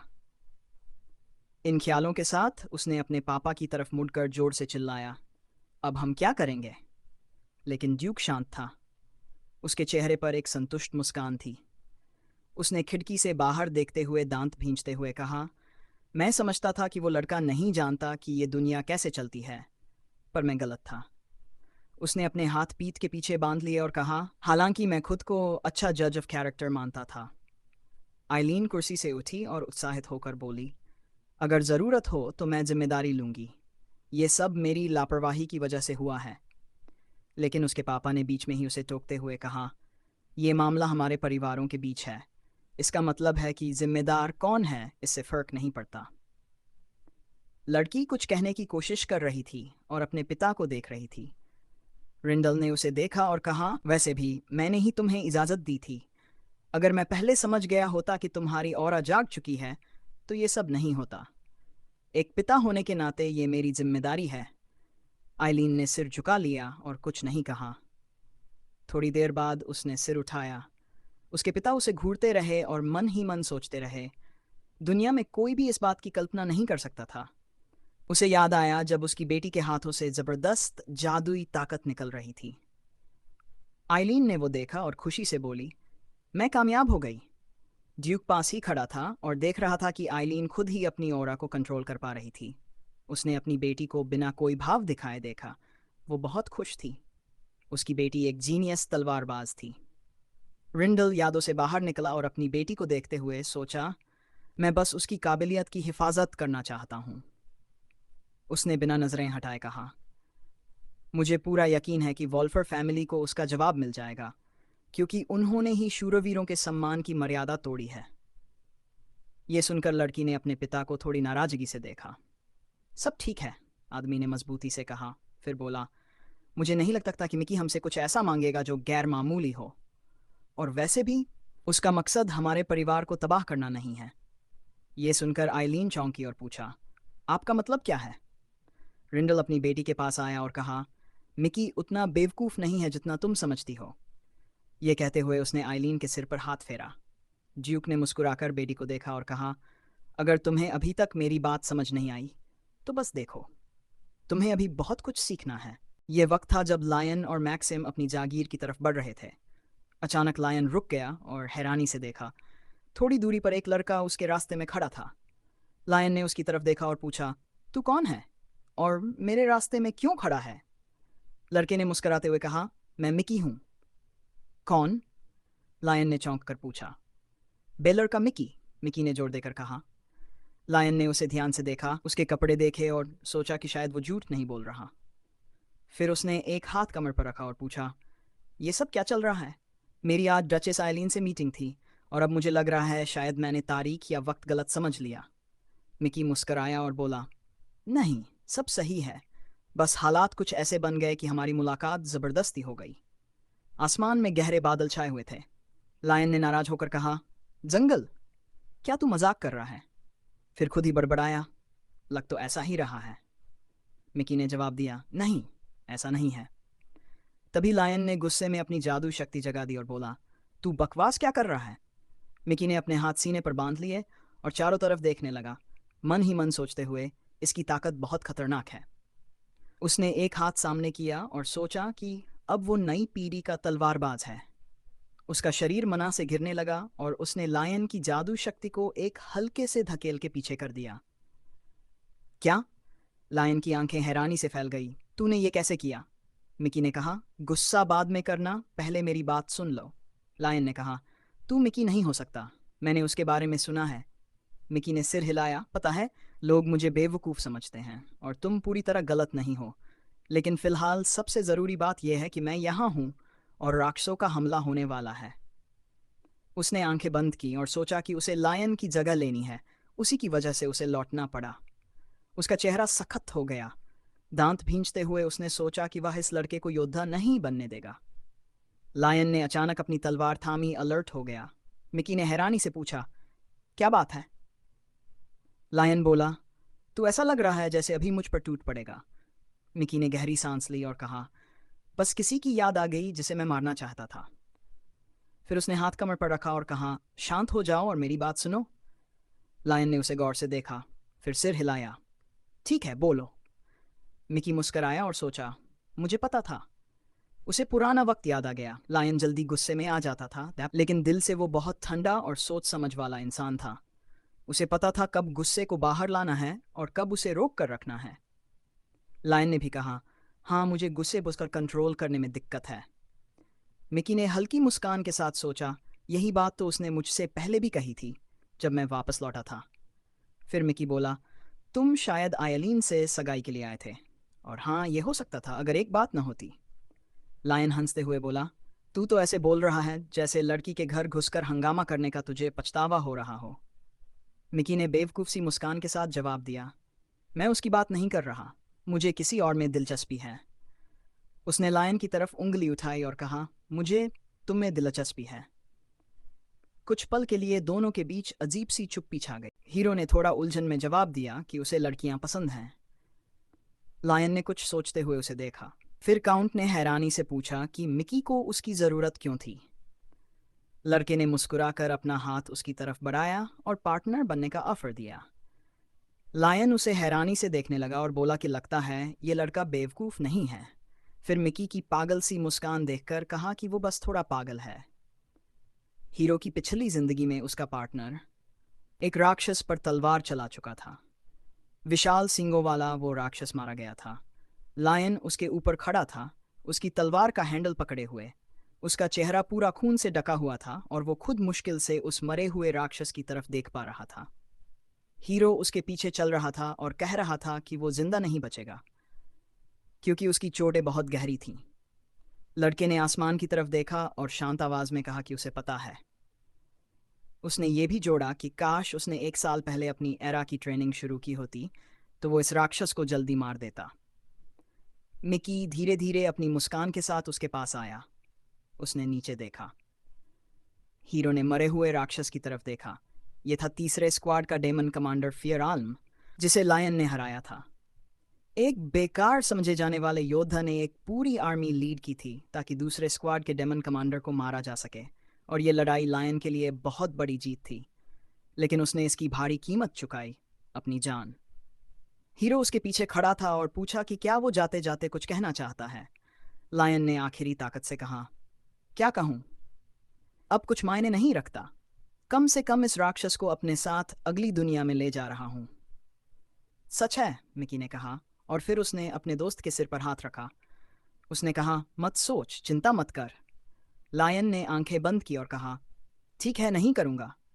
थोड़ी देर बाद उसने मिकी की तरफ देखा, हल्के से आंखें खोली और कहा, कुछ बोलो, मैं मर रहा हूं। मिकी दूर देखने लगा और बोला, मैं सुन रहा हूं। लायन ने सिर झुकाकर पूछा, क्या तुम सच में सोचते हो कि मैं कभी एक अच्छा योद्धा नहीं बन सकता? सूरज की हल्की रोशनी उन दोनों पर पड़ रही थी। अब वर्तमान में हीरो अपनी एस्टेट के गजीबो में बैठा था। उसने अपने हाथ सीने पर क्रॉस करके रखे थे और खुद से कहा कि ये पावो जानबूझकर बिना तमीज के बात कर रहा था। थोड़ा सोचने के बाद उसने शांत स्वर में कहा कि कुछ खास बात नहीं। चर्च में कई अफवाहें फैल रही हैं। उसे लगा कि शायद ये सब पावो फैमिली से जुड़ा हुआ है। लायन उसके सामने बैठा था और हैरानी से पूछा, चर्च? दिन का समय था और गजीबो में बस वो दोनों और एक बटलर था। तभी लायन ने पूछा, क्या तुम उस प्रोफेसी वाले योद्धा की बात कर रहे हो? उसने जोड़ा कि उसमें लिखा था वो एक तबाही को रोकने वाला है। सच, हीरो ने गंभीरता से जवाब दिया। लायन ने अपने हाथ फैलाए और कहा, पहली बार नहीं है कि किसी प्रोफेसी के नाम पर यह सब हो रहा हो। कौन मानता है इन बातों को? ये तो बस एक कहानी है। मिकी ने मुस्कुराकर उसकी तरफ देखा और पूछा, लेकिन तुमने इसके बारे में सुना तो है? लायन ने नजरें फेर ली, फिर अचानक हंसते हुए हाथ फैलाए और बोला, अब भी पूछ रहे हो? लोग आज भी इस डिमोनिक इन्वेजन के खतरे को गंभीरता से नहीं लेते। लेकिन ये प्रोफेसी वो पहली चेतावनी थी, कैसेंड्रा की भविष्यवाणी। ये बाकी से अलग है। कहा जाता है कि ये पूरी दुनिया में फैल चुकी है। लेकिन लायन ने अपने सामने वाले की तरफ ताना मारते हुए देखा और कहा, हमारे वर्ल्ड में तो मेरी फैमिली को डीमन किंग कहा जाता है। क्या तुम सच में इन बकवास अफवाहों पर यकीन करते हो? किसी ने भी यकीन नहीं किया। मिकी ने सामने वाले की तरफ गंभीरता से देखा। उसे समझ आ गया था, लोग प्रोफेसी को तब तक नज़रअंदाज करते रहेंगे जब तक असली हमला शुरू न हो जाए। उसकी आंखों में जरा भी मजाक नहीं था। सब लोग अब उसे स्वीकार कर चुके थे। ये सोचते हुए उसने सिर झुका लिया और कहा कि फर्क नहीं पड़ता कि लायन उस पर यकीन करता है या नहीं। जो मायने रखता है वो ये है कि क्या लायन उसके साथ काम करने को तैयार है। लड़के ने अपने हाथ फैलाते हुए हीरो से कहा कि बकवास बंद करे, क्योंकि वो उसके इन वहमों का साथ नहीं देने वाला। ये कहकर वो अपनी कुर्सी से उठ गया और जोड़ा कि ये सब बकवास है। मिकी ने ओरा ट्रेनिंग की बात की। क्या? लायन ने हैरानी से पूछा। हीरो ने मुस्कुराते हुए जवाब दिया, कभी कभी जीनियस कहलाने वाले लोग भी अपनी अपनी ग्रोथ रोक देते हैं। उसे लगा कि शायद इसी समय लायन की ट्रेनिंग रुक गई थी। उसने चौंके हुए काउंट की तरफ देखा और सोचा, ये पक्की जानकारी है जो उसी से उसने खुद सुनी थी। हीरो ने मुस्कुराते हुए कहा, मिलर एक बहुत ही टैलेंटेड तलवारबाज था, आरा का बेस्ट मास्टर और इतिहास के 5 सबसे टैलेंटेड स्वॉर्डमैन में से एक। लायन ने गुस्से से भौहें चढ़ाई और पूछा, तुम्हें क्या पता है इसके बारे में? मिकी ने जवाब दिया, अगर तुम मेरी ऑफर स्वीकार करते हो तो मैं तुम्हें वो सब सिखा सकता हूं जो मिलर ने पीछे छोड़ा था। लायन ने गुस्से में टेबल पर जोर से हाथ मारा और चिल्लाया, तुम झूठ बोल रहे हो। वो बोला, मिलर ने बस एक अधूरी नोट ही छोड़ी थी। इतने में मिकी ने बीच में बात काटते हुए कहा, हाँ मुझे पता है कि वो नोट अधूरी थी। उसने लायन की नाराज आंखों में देखा और सोचा, तुम सारी ट्रेनिंग उसी अधूरी चीज से कर रहे हो। फिर नीचे देखते हुए बोला, मेरे पास मिलर की पूरी नॉलेज है। उसने जोड़ा, मैंने तुमसे कुछ अनसोचा या गलत नहीं मांगा और मुझे तुम्हारी सगाई से कोई फर्क नहीं पड़ता। फिर उसने अपनी तर्जनी उंगली उठाई और कहा, मुझे सिर्फ एक चीज चाहिए, वो भविष्यवाणी। लायन ने धीरे से कहा। हीरो ने जवाब दिया, बस वही। मिकी ने पूछा, तो काउंट अब क्या करेगा? चक्कर आ गया है मुझे, लायन ने सोचा। उसे समझ नहीं आ रहा था कि मिकी अपनी जान खतरे में डालने को तैयार क्यों है किसी बेकार सी बात के लिए। उसने अपनी मुट्ठी भींच ली और सोचा, लेकिन मिलर की नॉलेज। उसकी मुट्ठी जोर से कांपने लगी और उसने सोचा कि ऐसा मौका वो छोड़ नहीं सकता। लायन सोच में पड़ गया। अफवाहों के अनुसार मिकी इतना बेवकूफ था कि आर्ली फैमिली ने उससे सगाई तोड़ दी थी। उसने मिकी की तरफ देखा और सोचा, ये लड़का असल में है कौन? लायन ने फिर टेबल पर हाथ मारा और पूछा, क्या तुम्हें फर्क नहीं पड़ता कि वो लड़का डचेसो से सगाई करेगा या नहीं? हीरो ने जवाब दिया, अभी और भी जरूरी काम है। काउंट ने कहा, शायद लड़के को फर्क ना पड़े, लेकिन मुझे नहीं लगता बाकी वाल फोर्स को भी फर्क नहीं पड़ेगा। मिकी ने हल्की मुस्कान के साथ पूछा, क्या तुम्हें लगता है कि इससे तुम्हारी फैमिली पर असर पड़ेगा? लायन ने नोटिस किया कि लड़का बहुत कॉन्फिडेंस से बोल रहा था और उसे इस बात की कोई परवाह नहीं थी कि दुनिया क्या कहेगी। वो हल्का मुस्कुराया और सोचा, अच्छा है। लायन ने मुस्कुराते हुए कहा, मिकी के बारे में मेरी पहली राय अच्छी नहीं थी, लेकिन अब बदल गई है। हीरो ने जवाब दिया, बिल्कुल, आखिर हम पहले दोस्त हुआ करते थे। काउंट ने तुरंत पूछा, क्या कहा? लड़का बोला, कुछ नहीं।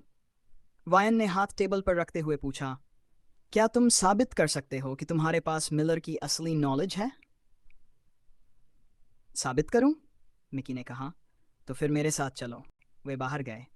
नायक ने एक तलवार हाथ में पकड़ी और नीचे झुक गया। लायन ने इधर उधर देखा और थोड़े डर के साथ पूछा, क्या हम किसी और की ट्रेनिंग ग्राउंड में ऐसे ही आ सकते हैं? निकिल ने तलवार को देखा और जवाब दिया, कोई बात नहीं, मुझे पहले ही इसकी इजाजत मिल चुकी है। वो चमकदार तलवार को देख रहा था, फिर उसे झटकने लगा जैसे कि वह भारी हो। तभी उसने तुरंत रीइंफोर्समेंट यूज किया, जिससे उसकी मसल्स मजबूत होने लगीं। मुस्कुराते हुए उसने कहा, अब ठीक लग रहा है। लायन ने उसे देखा और पूछा, तू कर क्या रहा है? नायक ने चालाकी से मुस्कुराते हुए कहा, तुझे प्रूफ चाहिए ना? अब ध्यान से देख, कुछ बहुत कूल दिखाने वाला हूं। लायन पास खड़ा था और बोला, तू क्या सच में ऐसे ही सब कुछ प्रूव करने वाला है? उसके चेहरे से साफ था कि वो टेंशन में था। उसने नायक की ओर देखा और पूछा, क्या तू सच में कहना चाहता है कि तू ऑर्डर ट्रेनिंग का प्रिंसिपल समझा सकता है, और वो भी तू जो एक मैजिशियन है? मिक ने चौड़ी मुस्कान के साथ जवाब दिया कि ये ट्रेनिंग मेथड बाकियों से डबल असरदार है। इसी वजह से मिलर को ऑरा ट्रेनिंग में शानदार रिजल्ट्स मिले। मिलर का मेथड बाकी तरीकों से बहुत अलग नहीं है, लेकिन इसमें एक खास बात है। वो है बॉडी पर उभरने वाला इंग्रेविंग। बाकी मेथड से मैना की लिमिट करीब 40 यूनिट्स तक होती है, लेकिन मिलर के मेथड से 7 यूनिट्स तक यूज हो सकती है। सोचों से बाहर आते हुए नायक ने हाथ बढ़ाया और समझाया, सबसे पहले एरा को जागृत करना पड़ता है। ये सुनकर लायन कंफ्यूज हुआ और पूछा, इतना अचानक क्यों? लेकिन मिक ने उसे बीच में रोकते हुए कहा, बस ऐसे ही, मुझे टेस्ट करना था। ठीक है, लायन ने कहा और उसकी बॉडी मैजिक पावर से घिर गई। धीरे धीरे एक एंग्रेविंग उसके माथे पर दिखने लगा और उसके बाएं हाथ पर भी कुछ निशान उभरे। उसकी मैजिकल एनर्जी तेज होती जा रही थी। प्रोटैगनिस्ट ने गौर से देखा और अपने मन में कहा कि ये एंग्रेविंग मिलर वाली जैसी लग रही है, लेकिन पूरी तरह वैसी नहीं है। फिर उसने कहा, हमने उसकी मेथड का बस आधा हिस्सा सीखा है, वो भी अधूरा। लायन ने ध्यान हटाया और कहा, अभी मैं सिर्फ इतना ही कर सका। मिक मुस्कुराते हुए बोला, कमाल है कि तुझे मिलर की टीचिंग मिली। लायन ने आंखें बंद की और कहा, मैं लकी था, मैं बहुत टाइम से इसे ढूंढ रहा था। ये मुझे सिर्फ अपने पापा की वजह से मिला।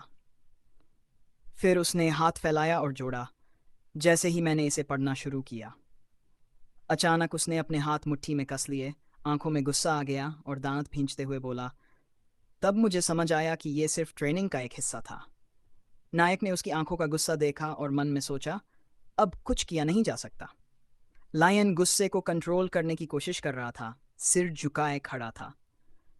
असल में लायन ही वो पहला था जिसने ये मेथड सीखा, और वो पहले से जानता था कि इसका अंजाम क्या होगा, इसलिए उसने ये नॉलेज मिक को दे दी।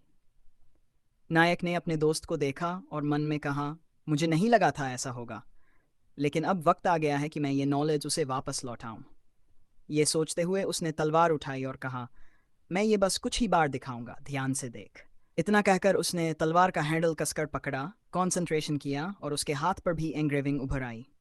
एक तेज मैजिकल फोर्स तलवार के चारों ओर फैल गई। लायन हैरान रह गया। इतनी तेज एनर्जी देखकर उसकी आंखें चौड़ी हो गई। उसके गाल पर ठंडी पसीने की बूंद गिरी और वो बोला, ये मुमकिन नहीं। नायक ने अपनी पूरी ताकत लगाई और लायन बोला, तूने मिलर का मेथड पूरी तरह मास्टर कर लिया है।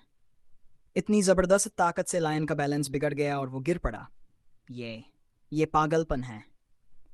मिक ने दांत भींचे हुए थे, इतनी ताकत को कंट्रोल करने की कोशिश में। उसके हाथ और तलवार के चारों ओर की एनर्जी धीरे धीरे कम हो रही थी। उसने मन में सोचा, मैं उम्मीद कर रहा था कि कम से कम 1 मिनट तक इसे रोक सकूं, लेकिन मैं आधा मिनट भी नहीं टिक सका। तलवारबाज और जादूगर दोनों मैना को अलग अलग तरीके से इस्तेमाल करते हैं। उसने अपने हाथ नीचे किए, अपने साथी की तरफ देखा और पूछा, क्या अब तुम मान गए? लायन जमीन पर बैठा था और हैरानी से पूछा, तुम कोई मैजिशियन तो नहीं हो, सही? मिकी ने शांत होकर जवाब दिया, मैं 10% मैजिशियन हूँ। उसने लायन की तरफ गहराई से देखा और बिना किसी शक के कहा, पर इससे कोई फर्क नहीं पड़ता। फिर पूछा, क्या अब तुम मुझे मानते हो? लायन ने अपने हाथों की तरफ देखा और धीरे से कहा, तो अब वही है। अचानक उसने अपना सिर पकड़ लिया और चिल्लाया, ये सब बहुत ज्यादा हो गया। अचानक उसने अपने हाथ गिरा दिए और पूरी ताकत से चिल्लाया, तो फिर अभी क्यों नहीं सिखाते मुझे? मैं वो सब करूंगा जो तुम पहले कह चुके हो। ठीक है, प्रोटैगनिस्ट ने आसानी से कहा। लायन हकलाने लगा और चिल्लाया, मैंने तो सोचा था कि तुम नहीं मानोगे। मिकी का जवाब सुनते ही उसका चेहरा बदल गया। उसने हैरानी से पूछा, तुमने क्या कहा? प्रोटैगनिस्ट ने फिर दोहराया, ठीक है। वो पलटा और कहा कि लायन को अपनी फैमिली से बात करनी होगी, क्योंकि वो यहाँ नहीं सिखाएगा। आखिर ये उसका प्लेग्राउंड नहीं था। काउंट हैरान था कि मिकी ने इतनी आसानी से मान लिया। उसने चिल्लाते हुए पूछा, तुम जा कहाँ रहे हो? मिक ने हाथ उठाकर जवाब दिया, लगता है सब तय हो गया है, तो मेरा यहाँ अब काम नहीं। लायन ने उसकी तरफ हाथ बढ़ाया और चिल्लाया, क्या तुम सच में सिखाओगे अगर मैं वॉलफर्गस के घर आऊं? वादा करो, और अगर वादा नहीं निभाया तो? प्रोटैगनिस्ट ने बिना कुछ कहे हाथ हिलाया और अलविदा कहा। काउंट उसे जाते हुए देख रहा था और बोला, वादा करो कि वो लड़का अपना वादा निभाएगा। प्रोटैगनिस्ट रुका, सिर झुकाया और सहमति में सिर हिलाया। वो नीचे देख रहा था, तभी बगल से किसी ने पुकारा। वो पलटा और देखा कि ड्यूक उसके पास खड़ा था। माइकल ने कहा, मैं जाने से पहले गुड बाय कहने वाला था, लेकिन मुझे लगा तुम यहाँ नहीं हो। ड्यूक ने पूछा, तुम इतनी जल्दी जा रहे हो? उम्मीद है तुम्हें जो चाहिए था वो मिल गया होगा। प्रोटैगनिस्ट ने सोचा कि ड्यूक ने सब कुछ देख लिया। वो मुस्कुराया और पूछा, तो अब तुम सब कुछ जानते हो? तुम्हारे लिए ये तरीका सीखना आसान होगा। ड्यूक रेले ने ठंडे स्वर में जवाब दिया, मैंने सब देख लिया। उसने झुककर कहा कि वो वॉलफर्गस फैमिली से माफ़ी मांगना चाहता है और मिक खुद तय करे कि उस गलती का कैसे बदला दिया जाए। प्रोटैगनिस्ट को हैरानी हुई कि ड्यूक को पता था कि उसे क्या चाहिए। वो बोला, तुमने सही फैसला लिया। ड्यूक ने जवाब दिया, मैंने अच्छा बर्ताव नहीं किया। मिक ने हैरानी से उसे देखा और सोचा कि वो कितना शांत था, वैसा ही जैसा एक हेड ऑफ फैमिली को होना चाहिए। वो मुस्कुराया और माफ़ी मांगी कि उसने आकर माहौल ख़राब किया और उम्मीद जताई कि लायन के साथ एंगेजमेंट अच्छा जाएगा। एंगेजमेंट? ड्यूक ने मुस्कुराते हुए धीरे से दोहराया। तुम जितने मासूम लगते हो उससे कहीं ज़्यादा हो, उसने कहा, क्योंकि ये एंगेजमेंट तो पहले ही टूट चुकी है। मिक मुस्कुराया और बोला, सॉरी। ड्यूक ने हल्की सी हंसी में कहा, सब कुछ वैसा ही हुआ जैसा तुम चाहते। प्रोटैगनिस्ट हंसा और पूछा, तुम किस बारे में बात कर रहे हो? फिर सोचा, मैंने तो बस लायन को एक चॉइस दी थी। ड्यूक रेले ने कहा, लायन का कैरेक्टर स्ट्रांग है। काउंट तो अब तक यही सोचता था कि एंगेजमेंट इसलिए टूटी क्योंकि उसे लगा कि मिकी इसके लायक नहीं। उसने अपनी नाक रगड़ी और जोड़ा, लेकिन आज लायन ने खुद देखा कि वो सब बातें बस अफवाहें थीं। उसने गहरी सांस ली। ड्यूक ने नीचे देखा और पूछा, क्या हम वॉलफर्गस फैमिली का ट्रस्ट वापस पा सकते हैं? मिक ने थोड़ी देर सोचा क्योंकि वो जानता था कि ड्यूक इस बात की फिक्र क्यों कर रहा था। वो मुस्कुराया और जवाब दिया, ज़रूर, अगर आप लोग सच्चे दिल से चाहें तो हमारे दरवाजे हमेशा खुले हैं। ड्यूक हंसा और समझ गया कि ये लड़का दिल से बहुत सच्चा है। प्रोटैगनिस्ट कुछ और पूछना चाहता था। वो मुस्कुराया और पूछा, अगर आइलीन को कोई अच्छा मेंटर मिल जाए जो उसकी मदद कर सके, तो ड्यूक क्या करेंगे? ड्यूक रेले ये सुनकर काफ़ी हैरान हुए। वो मुस्कुराए और पूछा, क्या तुम्हारे पास कुछ ऑफर करने को है? मिक ने जवाब दिया, आपने ही तो कहा था कि आप हमारी फैमिली का भरोसा वापस पाना चाहते हैं। ड्यूक ने सोचा और कहा, ये तो ऐसे लग रहा है जैसे तुम कह रहे हो कि हमारी ट्रेनिंग बेहतर हो सकती थी। प्रोटैगनिस्ट मुस्कुराया और बोला, मैं कुछ और कह रहा था। मेरा मतलब था कि क्या जो ट्रेनिंग अभी मिल रही है, क्या वो सबसे बेस्ट है? ड्यूक को लग रहा था कि लड़का कोई चाल चल रहा है। उसने अपनी ठुड्डी पर हाथ रखा और सोच में पड़ गया। कुछ देर बाद वो बोले, मुझे समझ नहीं आता कि तुम्हारे अंदर आखिर कौन सा अंधेरा छिपा है। प्रोटैगनिस्ट तुरंत मुस्कुराकर बोला, आप गलत सोच रहे हैं। जब मिक घर लौटा, उसके पिता ने उसके सिर पर हाथ फेरा और बोले, मैंने कुछ अफवाहें सुनी हैं। वो खुश होकर हंसे और बोले, मेरे बेटे से यही उम्मीद की जा सकती है। तुमने तो रेले फैमिली की चालों को भी पकड़ लिया। मिक ने पिता की तरफ मुड़ा और ठंडे लहजे में कहा, ऐसी बेरहम बातें मत कहिए। बेरहम? एडवर्ड ने पूछा, मैं तो बस इतना कह रहा था कि कोई भी बाप अपने बेटे पर इतना भरोसा नहीं करता जितना मैंने किया। प्रोटैगनिस्ट ने अपने पिता की खुशी देखी तो ठंडे स्वर में बोला, आपको ये सुनकर इतनी खुशी हो रही है? मार्क्विस मुश्किल से मुस्कुराते हुए अपनी आंखें बंद की। बेटे को अचानक छोड़ दिया और कहा कि वो उसकी तारीफ भी नहीं कर सकते क्योंकि बेटा हर बात पकड़ लेता है। प्रोटैगनिस्ट ने अपने हाथ पीठ के पीछे रखे और कहा, अब वॉलफर्गस फैमिली का सम्मान फिर से कायम हो गया है। पिता ने जवाब दिया, मैं तुम पर बहुत गर्व करता हूँ। वो कुर्सी पर बैठ गए और बोले, तुम्हारे आने से पहले ड्यूक रेले का एक खत आया था। उन्हें याद आया कि उन्होंने खत खोला और पढ़ा कि ड्यूक खुद हमारे घर आकर माफ़ी मांगना चाहते हैं। इसका मतलब था कि वो नहीं चाहते थे कि हमारी लड़ाई सबके सामने आए, क्योंकि नाइट्स के परिवार के लिए ऐसी बात सामने आना बहुत नुकसानदेह होता। पुरानी यादों से बाहर आकर एडवर्ड ने संतोष से मुस्कुराया। उन्होंने सिर उठाया और कहा, तुम्हारी वजह से अब हम फायदे में हैं। वैसे ड्यूक का घमंड मुझे हमेशा चिढ़ाता है। फिर उन्होंने पूछा, तुमने उसे क्या कहा? प्रोटैगनिस्ट ने आंखें बंद की और जवाब दिया, कुछ खास नहीं, बस यही पूछा कि क्या वो हमारा ट्रस्ट वापस पा सकते हैं। तो फिर उसने क्या जवाब दिया? एडवर्ड ने पूछा। प्रोटैगनिस्ट ने अपने पिता की ओर देखा और शांत स्वर में कहा, मैंने उससे कहा, अगर उनकी मंशा सच्ची है तो हाँ, ट्रस्ट वापस आ सकता है। मार्क्विस ने हाथ बांधे और बोले, तुम अच्छे बेटे हो। चाहे हमारे मन में उनके लिए कुछ भी हो, हम उसे जाहिर नहीं कर सकते। थोड़ी देर चुप रहने के बाद मिक ने कहा, इस बार मैंने सब संभाल लिया, अब मैं आपसे कुछ मांगना चाहता हूँ। पिता ने बेटे की तरफ देखा और कहा, बोलो। प्रोटैगनिस्ट ने ध्यान से पिता की आंखों में देखा और कहा, इस मामले में मुझ पर भरोसा कीजिए क्योंकि मैं इसे अंत तक खुद ही संभालना चाहता हूँ। ये सुनकर एडवर्ड सोच में पड़ गए। सूरज की रोशनी ऑफिस की बड़ी खिड़कियों से अंदर आ रही थी। मिक ने समझाया कि उसने इस मामले को सुलझाने का तरीका ढूंढ लिया है, इसलिए ये जरूरी है कि वो इसे खुद पूरा करे। ये सुनते ही उसके पिता हंस पड़े और बोले, ये तो किसी बच्चे के नहीं बल्कि एक मर्द के शब्द हैं। फिर जोड़ा, ये सच है कि तुमने हमारे पारिवारिक मामलों में बड़ी मदद की और खतरा उठाने के बावजूद अपना कर्तव्य निभाया। बस यही बात थी, प्रोटैगनिस्ट ने मुस्कुराते हुए कहा। अचानक उसके चेहरे पर गंभीरता आ गई और उसने दृढ़ता से कहा, झूठी बातों में मत पड़िए, अगर मैं नहीं होता तो आपको कुछ पता भी नहीं चलता। आपने खुद कहा था कि आप मुझ पर भरोसा करते हैं। ये सुनकर मार्क्विस ने अपनी उंगलियां टेबल पर थपथपाई। उन्होंने फिर उंगली उठाई। तभी बेटे ने गंभीरता से कहा, मैं ये सब शुरू से लेकर आखिर तक खुद ही करना चाहता हूँ। ये सुनते ही उन्होंने धीरे से अपनी उंगली नीचे कर ली।